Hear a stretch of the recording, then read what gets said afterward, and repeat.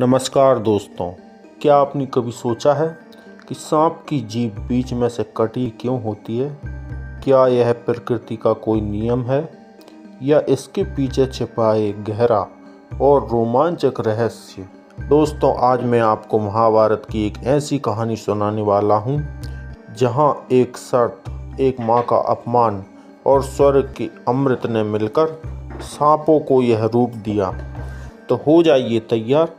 पौराणिक काल में महान महर्षि कश्यप की दो पत्नियां थीं।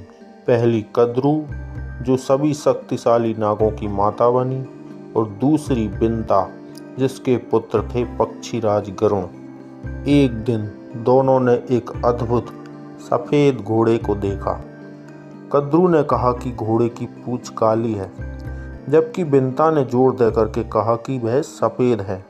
तो दोनों में शर्त लगी, जो हारेगा वह दूसरे की दासी बन जाएगा। कद्रू जानती थी कि पूंछ सफेद है, इसलिए उसने अपने पुत्रों नागों को आदेश दिया कि वे तुरंत पूंछ से लिपट जाएं, ताकि वह दूर से काली दिखाई दे। जिसने मना किया, कद्रू ने उसे भयंकर श्राप दिया। लालच में नागों ने माँ का कहा माना, पूंछ काली दिखी और बस बिंता शर्त हार गई और वह अपनी बहन कद्रू की दासी बन गई। अपनी माँ को दासी जीवन में देखकर गरुण का हृदय दुख और क्रोध से भर गया।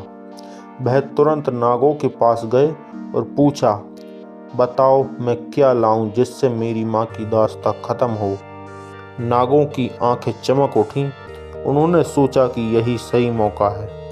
उन्होंने तुरंत मांग रखी, हमें स्वर्ग से अमृत कलश ला कर दो।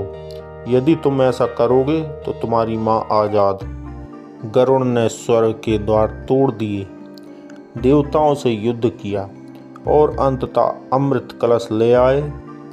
यह उनकी माँ के लिए त्याग और प्रेम की पराकाष्ठा थी। गरुण ने वह अमृत कलश जमीन पर नहीं, बल्कि नुकीली कुसा यानी घास के एक आसन पर रखा। उन्होंने नागों से कहा कि तुम्हारा काम हो गया, अब जाओ, पहले स्नान करो और फिर आकर अमृत पी लेना। नाग खुशी से उछल पड़े और स्नान के लिए भागे, और बस यही वह मौका था जिसका देवराज इंद्र इंतजार कर रहे थे। नागों के जाते ही इंद्र तेजी से आए और अमृत कलश वापस स्वर्ग ले गए। जब नाग वापस लौटे तो कलश गायब था। वे हताश और गुस्से में थे।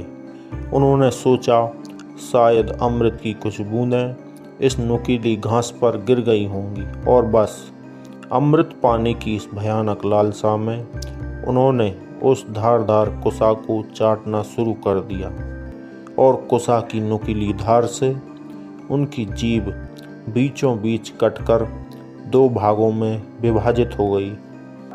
तो दोस्तों, यह है वह पौराणिक कारण जिसकी वजह से आज भी हर सांप की जीभ को हम दो हिस्सों में कटा हुआ देखते हैं।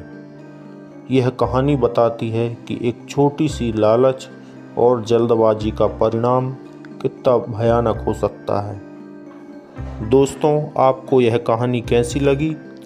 कमेंट में ज़रूर बताइए और वीडियो को लाइक करें, चैनल को सब्सक्राइब करें। हम मिलते हैं अगले रोमांचक रहस्य के साथ। धन्यवाद।